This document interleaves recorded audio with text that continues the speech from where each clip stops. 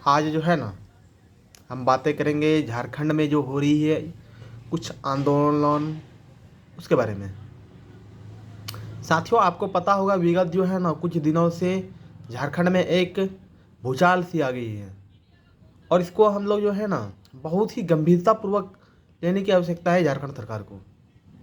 साथियों, आज जो है ना हमारे झारखंड में कुछ समुदाय हैं जो कि कहते हैं हमें एसटी का दर्जा दो, मतलब शेड्यूल ट्राइबल आदिवासियों का, जो कि झारखंड में उसकी निर्णायक भूमिका रहती है विधानसभा चुनाव और लोकसभा चुनाव में।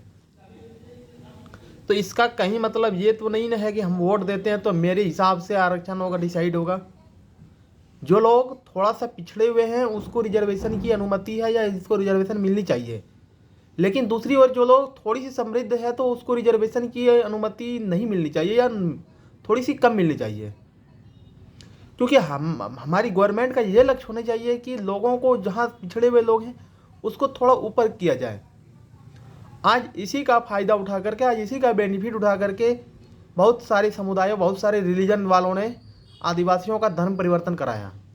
जब आदिवासी भाई लोगों का धर्म परिवर्तन कराया जा रहा था तो ये भाई साहब लोग जो भी हैं, अभी इस नए वाले लोग शामिल होना चाह रहे हैं, तो इन्होंने क्यों नहीं इस कानून का विरोध किया या इस नियमों का विरोध किया या इसके लोगों को सम्मिलित वापस घर वापसी के अंतर्गत लाने का प्रयत्न किया।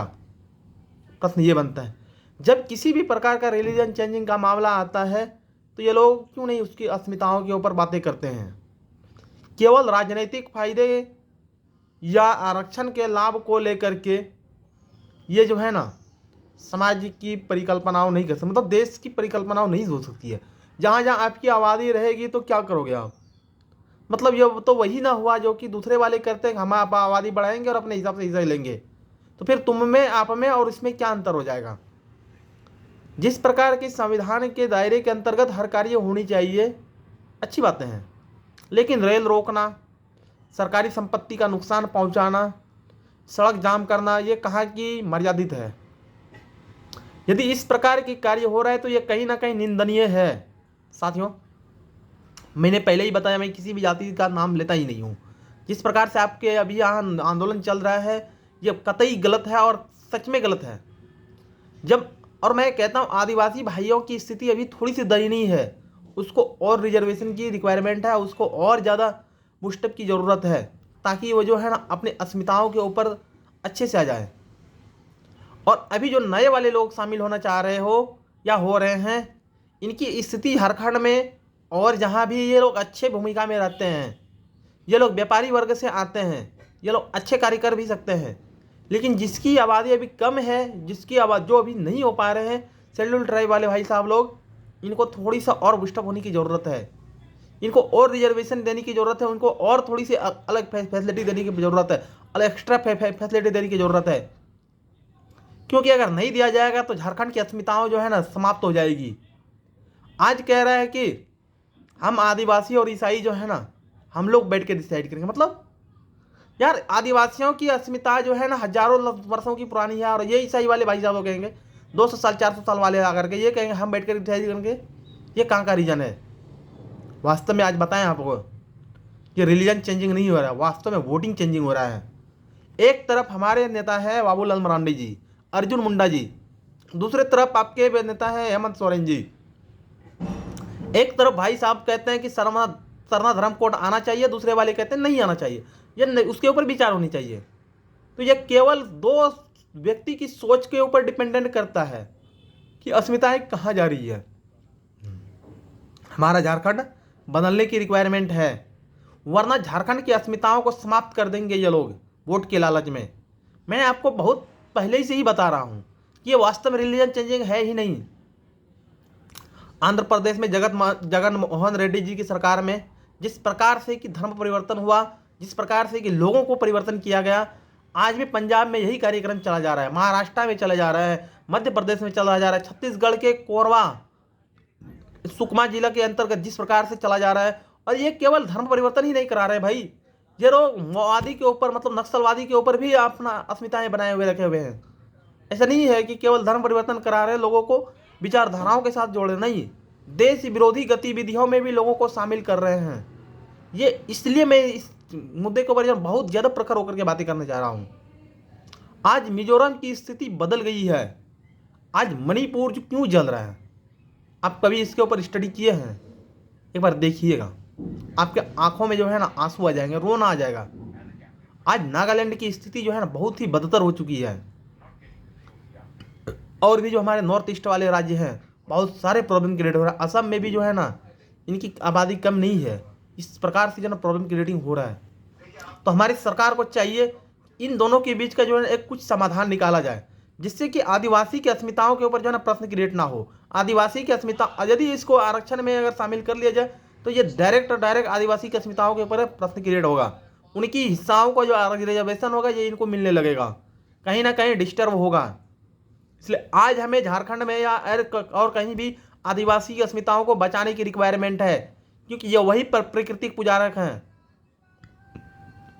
और वास्तव में बचाने की जरूरत है। क्योंकि हमारे लोगों की कमी संख्याएं कुछ भी रहे मतलब नहीं है, मतलब एक लोगों की विचारधारा मजबूत होनी चाहिए, लोगों को बचने चाहिए, वरना ये लोगों की अस्मिता समाप्त हो जाएगी और ये पुनः देश विरोधी कानून में वापस आ जाएंगे।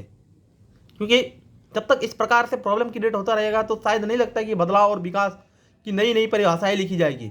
आज आप अगर देखेंगे कि मैंने जब नक्सली की बात की है, तो आज आप झारखंड में जितनी भी नक्सलियां गतिविधि होती है उसमें से 30 to 40% मतलब 30 से 40% आदिवासी समाज से आते हैं।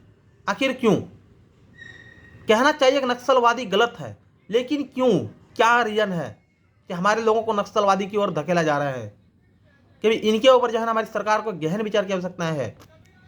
लोगों को मुख्य विचारधारा के अंतर्गत वापस लाना चाहिए, ये बहुत ही ज़्यादा ज़रूरत है।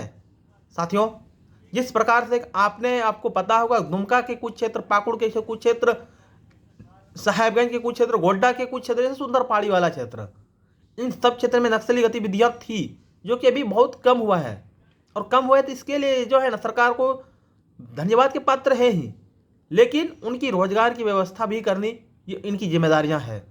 क्योंकि अगर उसको मुख्य धारा में वापस लाएंगे तो पुनः सरकारी कार्यों में योगदान देंगे।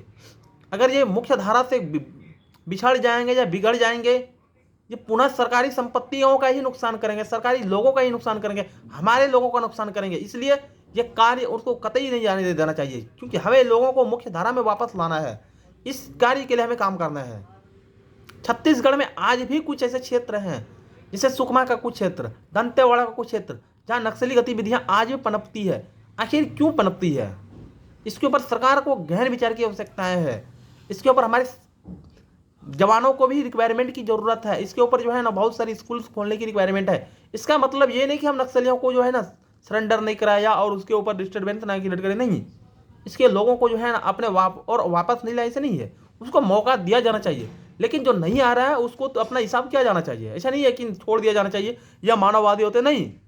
जो सरकार के साथ मिलकर के कार्य करने के लिए तैयार है उसके लिए जो है ना संवाद का रास्ता भी खुला होना चाहिए। जो नहीं मान रहा है तो उसके लिए दूसरा रास्ता भी ओपन है होना चाहिए, जो कि भगवान के पास जाने के लिए इसको रिक्वायरमेंट और टिकट भी बनना चाहिए।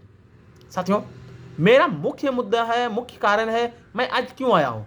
इतनी सारे दिनों के बाद आज आने का पीछे लॉजिक है कि आज जो झारखंड में जिस प्रकार की स्थितियां बनी हुई है, आदिवासी भाइयों के अस्मिताओं के ऊपर आज प्रश्न ग्रेड है। और मैं कहना चाहता हूँ इस जो बीच में भी जो मामला निकल रहा है, मुझे नहीं लगता, क्योंकि ये लोग समृद्ध हैं। अब कुछ लोग अगर समृद्ध नहीं है तो मैं ये नहीं कहना चाहता हूँ हर लोग अमीर नहीं हो सकते हैं या हर लोग गरीब नहीं हो सकते, लेकिन उसके बीच में तो ये सर्वे तो किया जाना चाहिए ना कि कितने लोग गरीब हैं या कितने लोग अमीर हैं।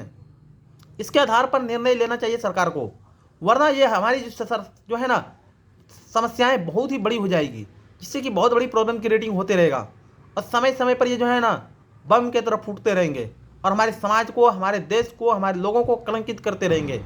साथियों, हमारी सरकार को बहुत ही ज़्यादा निर्णायक रूप से कार्य करने की आवश्यकताएं है। आज जिस प्रकार से रेल रोको टोको का अभियान चल रहा है, इसके ऊपर कुछ ना कुछ कहीं कहीं एफआईआर भी दर्ज होनी चाहिए, ताकि मामला को, स्थिति को कंट्रोल में लिया जाना चाहिए। इसका मतलब ये नहीं कि ये प्रॉब्लम क्रिएट करना चाहिए, किसी को जेल में उठा करके डाल देना चाहिए या उसके ऊपर बहुत सारी संगीन धाराओं लगा देना चाहिए, नहीं। ये लोग थोड़ी सी प्रॉब्लम क्रिएट कर रहे हैं, उसको जो है ना अपने वापस मुख्य धारा में वापस आने का उसको मौका देना चाहिए। साथियों, आज के लिए जो है ना इतना ही, परंतु उन आदिवासी भाइयों की अस्मिताओं की रक्षा करना हमारी सरकार का कर्तव्य है। और हर उन लोगों का कर्तव्य है, आदिवासी हमारे भाई हैं, आदिवासी हिंदू है और आदिवासी हमारे भाई हैं, उसकी अस्मिताओं की रक्षा करने के लिए हम जिस प्रकार से कार्य करना होगा हम तैयार हैं। आदिवासियों की अस्मिताओं के साथ किसी भी प्रकार का खिलवाड़ नहीं होगा और कहीं भी नहीं होगा। उसकी अस्मिताओं के ऊपर, उसकी पहचान के ऊपर, आइडेंटिफिकेशन के ऊपर किसी भी प्रकार का कोई प्रॉब्लम क्रिएट नहीं होगा। उसके लिए हम जिस हद तक जाना पड़ेगा हम जाएंगे। उसकी अस्मिताओं को बचाने के लिए किसी भी प्रकार का मेहनत करना पड़ेगा, हम करेंगे। इसका मतलब ये नहीं कि हम असंवैधानिक तरीके से करेंगे, नहीं, हम संवैधानिक तरीके से करेंगे। हम किसी भी प्रकार का गलत कार्य नहीं करेंगे, हम उसके लिए अच्छे कार्य कर करके जो है ना उसकी अस्मिताओं को बचाएंगे। अगर उसके लिए लड़ना पड़ेगा तो हम लड़ेंगे, लेकिन अच्छे कार्य के लिए लड़ेंगे। ये नहीं कि हम गलत विचारधाराओं में प्रवेश कर जाएंगे, नहीं, हम कतई नहीं करेंगे गलत विचारधाराओं में प्रवेश।